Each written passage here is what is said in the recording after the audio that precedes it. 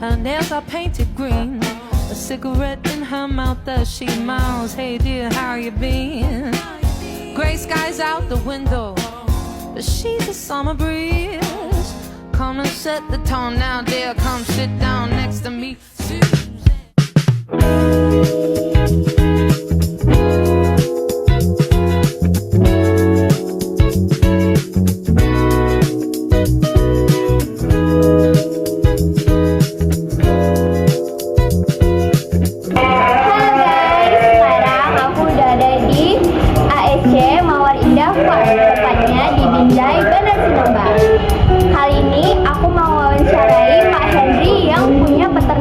Tentang manajemen di peternakan ini. Tunggu di video selanjutnya ya. Oke, saat ini saya sudah bersama dengan Pak Henry, pemilik dari ASC Mawar Indah Farm. Nah, saya di sini ingin bertanya ke Bapak tentang manajemen di peternakan ini, Pak. Apakah boleh?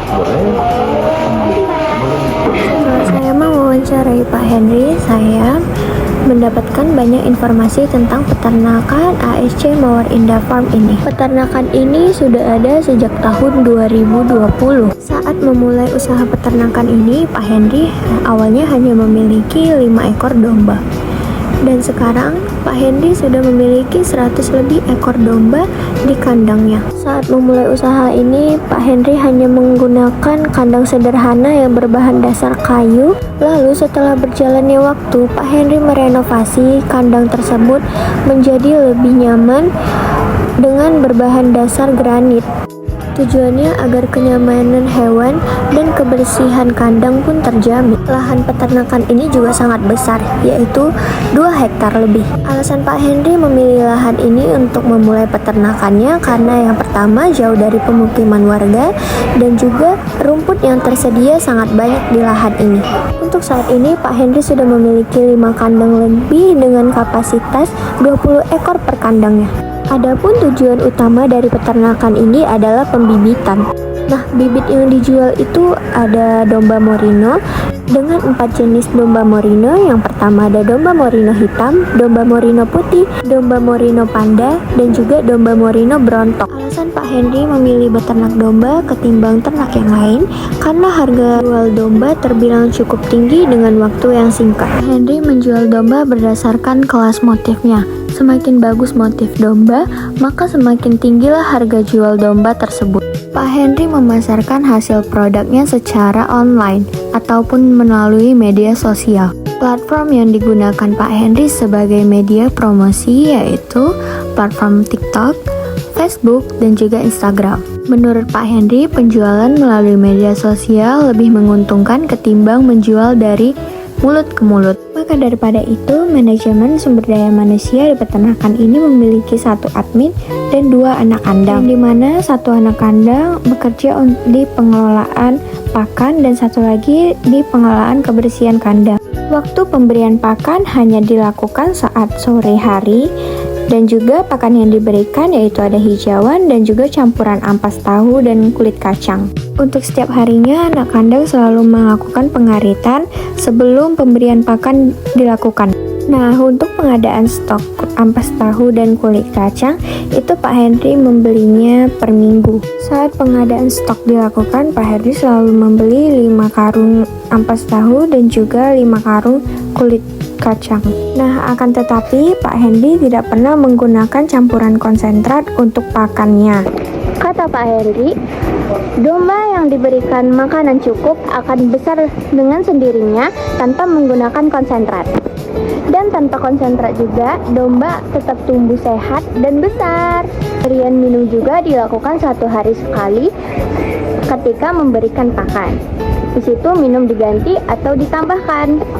Nah, untuk penyimpanan pakan, Pak Henry tidak menggunakan gudang khusus untuk menyimpan pakannya, karena pakan selalu dihabiskan pada hari itu juga. Menurut saya, pemberian pakan sekali sehari itu bisa dilakukan ketika domba sudah terbiasa dengan metode tersebut. Pak Henry juga mengatakan penyakit yang sering terjadi di peternakan ini adalah penyakit masuk angin. Menurut saya, masuk angin itu terjadi karena ada kaitannya dengan pemberian pakan yang 1 hari sekali. Alasan Pak Henry memberikan pakan 1 hari sekali itu karena yang pertama keterbatasan waktu dan keterbatasan sumber daya manusia. Nah, saya memiliki saran untuk pengelolaan pakan di peternakan ini, yaitu Pak Henry harusnya memberikan pakan 2 kali dalam 1 hari dan juga penambahan konsentrat atau vitamin di pakan ampas tahu dan campuran kulit kacang. Hal ini bisa dilakukan agar kualitas dan kesehatan ternak lebih terjamin supaya harga jual ternak lebih tinggi. Untuk manajemen kandang di peternakan ini sudah sangat bagus. Kandang dibersihkan setiap hari setelah pemberian makan diberikan. Untuk setiap minggunya, Pak Henry juga rutin membersihkan kandang ini secara besar-besaran agar mengurangi resiko domba terjangkit penyakit. Untuk limbah kotorannya, Pak Henry tidak mengelola kotoran itu sendiri, melainkan Pak Henry menjualnya kepada agen. Nah, untuk kebersihan dari ternak itu sendiri, ternak selalu dimandikan setiap sebulan 2 kali dan pencukuran dilakukan setiap 6 bulan sekali. Tapi di sini Pak Henry tidak memanfaatkan bulu dari domba-domba yang sudah dicukur. Setelah pencukuran, bulu domba selalu dibakar. Untuk pengisian kembali kandang, Pak Henry selalu membeli bibit lokal dengan jumlah 10 ekor betina dengan 5 ekor jantan. Peternakan ini juga melakukan perkawinan secara manual. Ketika ingin melakukan perkawinan, domba betina dan domba jantan dipisahkan dalam satu kandang. Lalu setelah domba betina sudah mulai membuahi, maka itu domba jantan harus dipisah dengan domba betina. Nah, setelah domba melahirkan, induk domba dan anak domba dipisahkan menjadi satu kandang agar mengurangi resiko terjepit dan mengurangi resiko stres pada induk domba. Nah, untuk domba yang baru melahirkan, kandang domba tersebut diberikan alas agar mengurangi resiko kaki anak domba terjepit. Nah, ini adalah anakan yang telah berhenti menyusui, lalu dipisah menjadi satu di dalam sebuah kandang dan diberi pembatas atas anak domba dan induk domba. Saya juga bertanya kepada Pak Henry, apakah Pak Henry menggunakan alat pemotong rumput atau alat chopper rumput. Kata Pak Henry itu enggak, karena apa? Karena hijauan yang diberikan itu bukan hijauan yang memiliki batang besar. Nah, sekarang kita masuk ke kandang pertama yang Pak Henry buat saat memulai usaha peternakan ini. Ini adalah kandang pertama yang Pak Henry buat. Kata Pak Henry itu pengeluaran terbesar itu saat membuat kandang. Setelah saya tanya, Pak Henry menghabiskan sekitar 220 juta untuk mendirikan kandang ini dan kandang yang ada di sebelah sana.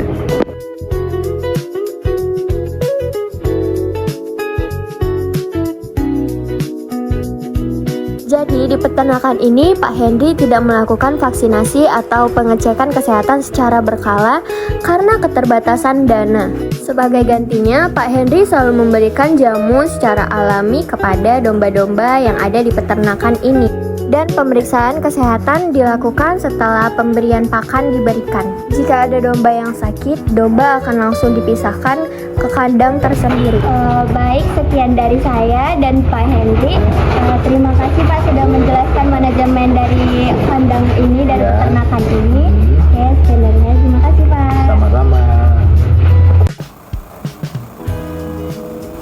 Nah, sekarang kita masuk ke kesimpulan dan pembahasan. Kesimpulan yang bisa saya ambil setelah saya mewawancarai Pak Henry sebagai pemilik ASC Mawar Indah Farm ialah Pak Henry sudah menerapkan fungsi dari manajemen, namun belum cukup sempurna karena masih banyak masalah yang belum terpecahkan oleh Pak Henry. Nah, masalah yang pertama itu terletak di manajemen pakan dan di manajemen waktu. Pak Henry sendiri masih memberikan pakan kepada domba dalam 1 hari sekali dan jamnya itu pada sore hari. Nah, di situ juga lah Pak Henry memberikan domba itu makan dan juga mengganti minum domba. Nah, masalah di manajemen waktu itu Pak Henry masih sering terlambat untuk memberikan pakan kepada domba itu tersebut. Karena itulah mungkin masalah kesehatan yang diderita oleh domba-domba tersebut masih sering timbul. seperti misalnya masuk angin. Nah, kata Pak Henry, masuk angin ini sendiri masih sering terjadi di peternakan ini. Dan beliau belum tahu penyebab pastinya terjadi penyakit masuk angin ini. Jadi menurut saya masuk angin itu sendiri terjadi bisa saja karena waktu pemberian pakan dan jumlah pemberian pakan. Nah, dalam waktu pemberian pakan ini Pak Henry masih kurang konsisten dalam memberikan pakan kepada domba itu tersebut.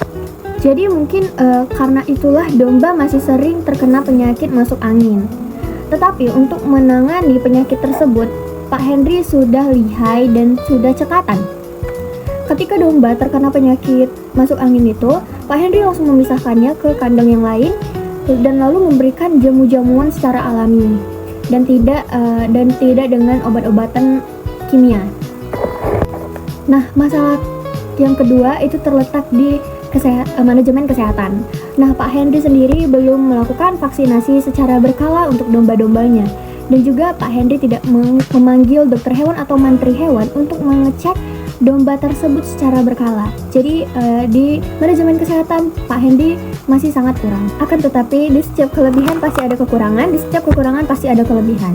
Nah, kelebihan yang ada pada peternakan ini adalah Pak Henry itu sendiri sangat mengayomi anak kandangnya atau karyawan-karyawannya. Seperti contohnya Pak Henry sudah menyediakan transportasi untuk anak kandang dan juga Pak Henry sudah menyediakan tempat beristirahat dan dapur untuk anak kandang yang bekerja di peternakannya. Dan upah yang diberikan Pak Henry untuk karyawannya itu sudah sangat cukup, teman-teman. Maka daripada itulah karyawan Pak Henry itu betah dan belum pernah ada kasus anak kandang itu tiba-tiba ingin mengundurkan diri atau tiba-tiba pergi dari peternakan itu belum ada. Dan juga Pak Henry memberikan cuti khusus untuk karyawan-karyawannya, yaitu sekitar 2 hari dalam 1 bulan. Nah, tetapi jika karyawan tersebut ingin mengajukan cuti yang lebih dari 2 hari dalam 1 bulan, itu bisa. Akan tetapi dengan alasan anak kandang tersebut harus mencari penggantinya. Selanjutnya, permasalahan yang terjadi di peternakan ini adalah tidak adanya laporan atau pembukuan khusus pemasukan dan pengeluaran. Karena kata Pak Henry, untuk pengeluarannya itu stabil di setiap bulannya. Menurut saya hal itu terjadi karena peternakan ini bukanlah pemasukan utama dari Pak Henry. Jadi Pak Henry selain menjadi peternak, Pak Henry juga menjadi distributor dari ayam. Nah, demikianlah video dari hasil wawancara saya dengan Pak Henry selaku pemilik dari peternakan ASC Mawar Indah Farm. Harapan saya untuk peternakan ASC Mawar Indah Farm ini, semoga peternakan ini semakin lancar, semakin maju, dan semakin berkembang dalam berbagai aspek. Bukan dari aspek manajemen saja, tetapi dalam semuanya. Terima kasih sudah menyimak video saya dan terima kasih juga sudah menonton sampai habis. Terima kasih, jangan lupa like and subscribe. Thank you everyone! Thank you Elmar! Boom!